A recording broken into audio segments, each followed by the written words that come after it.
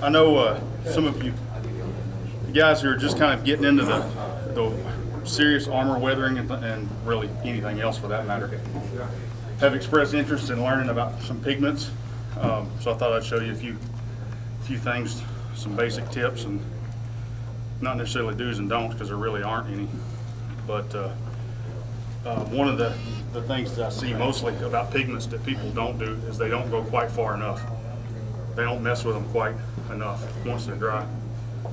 So I'm going to take this kit that I did not finish, which is not unusual for me, unfortunately. Before I do that, the pigments themselves, I got a couple of brands here. Mostly what I use is the big pigments, simply because I've had them a while. There's several other ones. Vallejo has their own line. There's another one called Stardust. It's made by Life Color, I believe, makes that. There's several brands. This one here is Gator's Grind. My friend Kenny Luke that has a Gator grip glue and Gator mask. He markets these right here. Really? Yeah. They don't have too many. He doesn't have a very wide selection of colors. And these here are it's brown ochre and raw umber. I mean, they're the basic pigment colors. So these here are labeled and mixed a little further down into more like this one's beach sand, ash white, Europe dust, Russian earth. I mean, they're a little bit more refined as far as they're the same thing, but the colors are refined a little farther with the commercial ones like this. Not to say that these others don't have their uses, because they do. If you're real cheap, you can buy some pastel chalks. Or if you're real cheap like Rick, and you can use pastels. Exactly. However, there is a difference between them. These here are more vibrant, and they have a little bit more adhesive property than pigments do. Pigments pastels definitely are useful and are very good, and that was the staple before these came along. But these right here, I mean, if you know what pigments are but don't know what pigments are, this is literally this with no oil in it. I mean, it's the paint pigment without a carrier in it. So that's kind of the science behind it. But there's a lot of brands, and they all mix together fine. One thing that I would suggest though is, like this one here is Russian earth. These will mix just like paint because they are paint. They mix just like paint, wet or dry. They take a little bit more work to get them to mix because they're dry.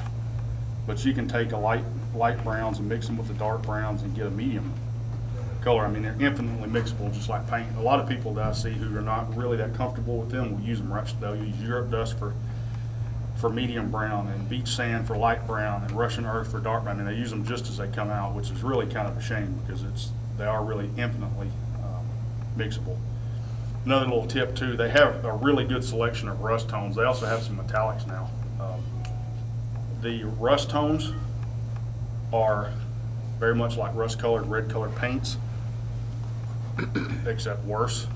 Get yourself a selection of brushes that you're going to use for rust tones, and do not use them for anything else, because you cannot get that rust colored pigment out of the brush, especially if you use it for wet painting afterwards.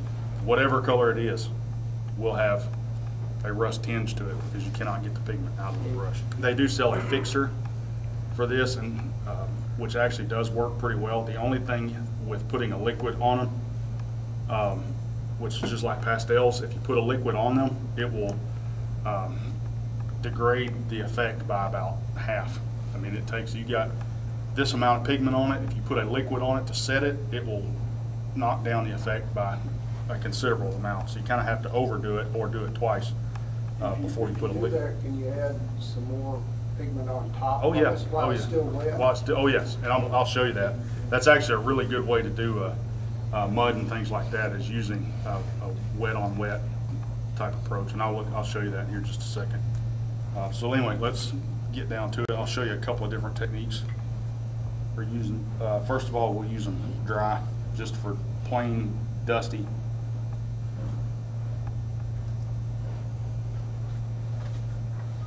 All I'm doing is just kind of poking and prodding to get it into the. This is good for kind of road film stuff kind of kicked up.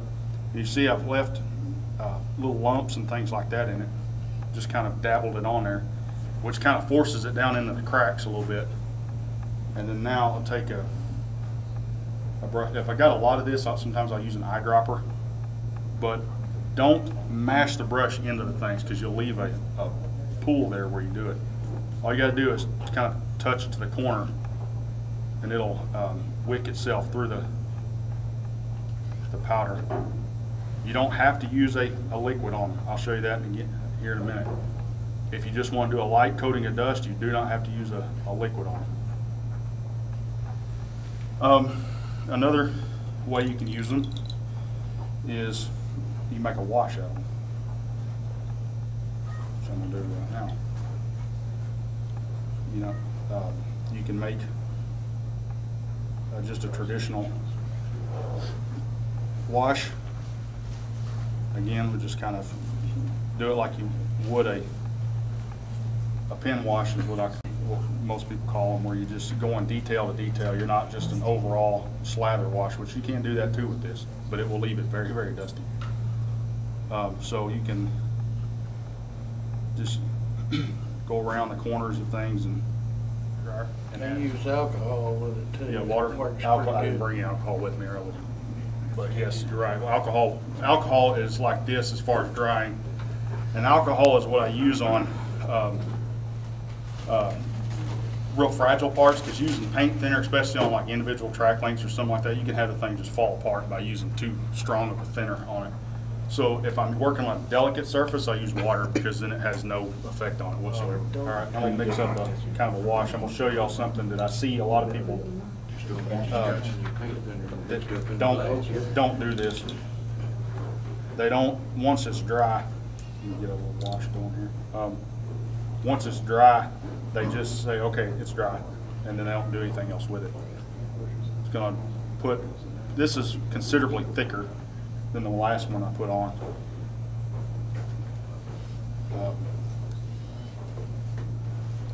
And I'll show you when it dries what it looks like. It kind of looks a little hideous whenever it first dries. Also, see, it's got like tide marks and things from the liquid drying. It looks pretty much what it is. It looks, this is really actually pretty good if you're doing a car or something like that that's recently been down a really wet road. This actually works pretty good. Now, if you were wanting to create a really dusty car, pants, legs, whatever, you do this, you just kind of throw a thick wash on there like that, let it dry, and then come back with a dry brush, and you can other stuff on there. You can sit there and poke and prod and pull them around. You still get the basic shapes on it, but it kind of dulls down the effect of the tide marks and things like that. Blending the edges. Yeah, just blending off the hard edges away. And this is constant for me. I mean, I'll sit there and just poke and prod at them and move them around. You can re-wet them if you want to. The point is don't just wet them down and just put them on there and say, okay, I'm done. That's it for the pigment. Once they're dry, you can go back and really start doing them, because that's where the beautiful thing is they'll keep the same density, the same colors and everything, but you can kind of reshape the thick parts and the thin spots and all that sort of thing. But here's where it really gets cool, and it really gets messy too. But that's the fun in it. You mix up a little bit more. We'll do a really soupy mix for this. What I'm fixing to do here is mud spatters. And this gets really messy, but it's fun. Where'd you get the painting tray? Hobby Lobby for like $1. Really? Yes. Yeah. I'm gonna go Hobby Lobby. Of all the crap I brought with, hey, where'd you get your painting tray at? What painting tray? Yeah. Get this. It's the details. It's always in the details. Yeah, right. Can you spray them through an airbrush? Yes, you can actually. You thin them down, you can spray them through an airbrush. I would not use your favorite $400 airbrush, Yeah, I won't use that. but yes, you can spray them through an airbrush. I mixed up a thickish, it's kind of a soupy mix here on this paintbrush, and then take a shish kebab cube, and y'all might want to gather around a little tighter to see this. Just don't get in front of it. Ken, where do you get those just about? I got this one on my honeymoon, actually. Never mind,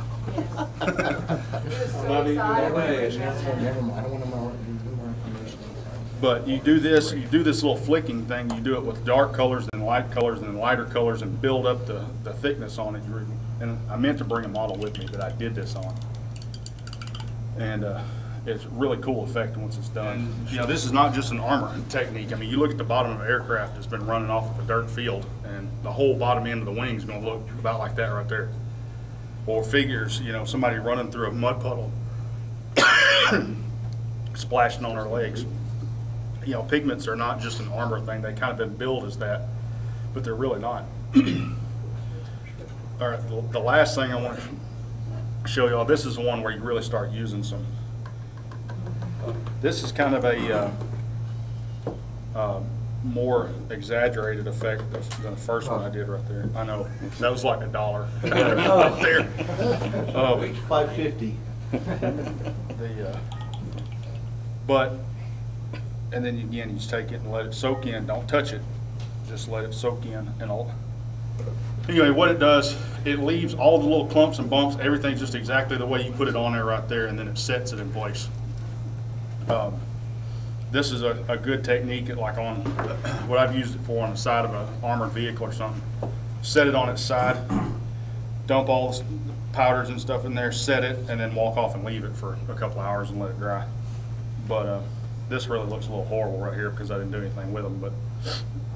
But you get the idea. You pile up the, like on something on a chassis of a car, on a chassis of a truck or something like that, where the mud sits up on top of the frame rails. You could pile that mud up there, put a little pigment on it, and let it dry, and it will look just like mud collected up on top of it.